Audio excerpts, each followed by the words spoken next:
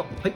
質問です。はい。台風最近多いと思うんですけど、家の台風対策いい方法あれば教えてください。はい。じゃけもうね、いい火災保険に入るしかないの。それしかないです。それしかない。火災保険すげえ適当に入ってる実はめちゃくちゃ多くて、はい家大変な被害なのに、もうお見舞い金の上限決まってるやつにしか入ってないとか、火災保険は結構ね、軽く見がち。